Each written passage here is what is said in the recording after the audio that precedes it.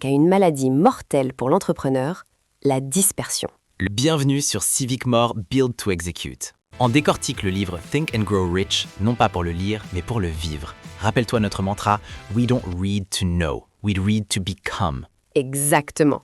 Aujourd'hui, c'est le jour 12 et on s'attaque à une maladie mortelle pour l'entrepreneur, la dispersion.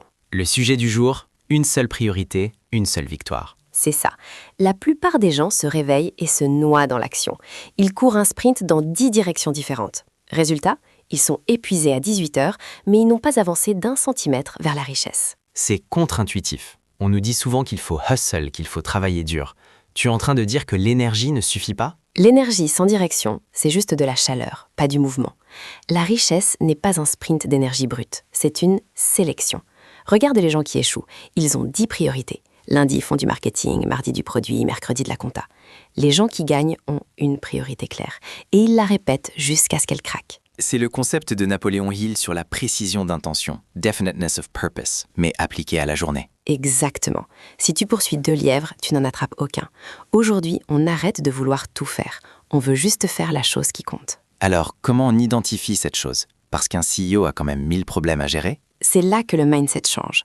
Un employé ou un solopreneur débutant se demande « Qu'est-ce que je peux faire aujourd'hui pour m'occuper ?» Un CEO ne pose jamais cette question. Que demande le CEO ? Il demande « Quelle est l'action unique qui, si je l'accomplis, rend tout le reste plus facile ou inutile ?» C'est une question de levier. Tu peux donner un exemple concret ? Bien sûr. L'amateur dit « Je vais refaire mon logo, poster une story et répondre à des emails. 3 actions, 0 revenu. » Le CEO dit « Ma priorité est de faire rentrer du cash. L'action unique est d'appeler mes 5 plus gros prospects. S'il fait ça, il a de l'argent. S'il a de l'argent, il peut payer quelqu'un pour le logo et les emails. » Donc, le problème des objectifs classiques, c'est la dispersion. On commence 6 choses, on en termine 0. C'est ça. Une priorité, c'est binaire. Soit c'est fait, soit ça ne l'est pas. Pas de zone grise. Ok, passons à la pratique. Comment on applique ça ce matin avec la méthode Civic More ? On utilise la règle 1, 1, 1. Pour ta journée, tu définis 1. Un objectif, le résultat. 2. Une action, le levier. 3. Une victoire, la preuve. Prenons un exemple pour un auditeur qui veut des clients.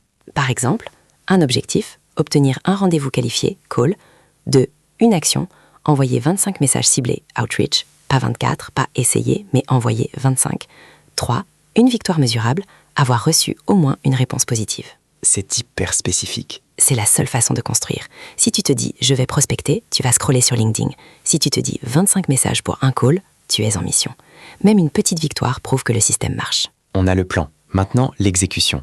Comment on évite les distractions ? On utilise un power block de 45 minutes.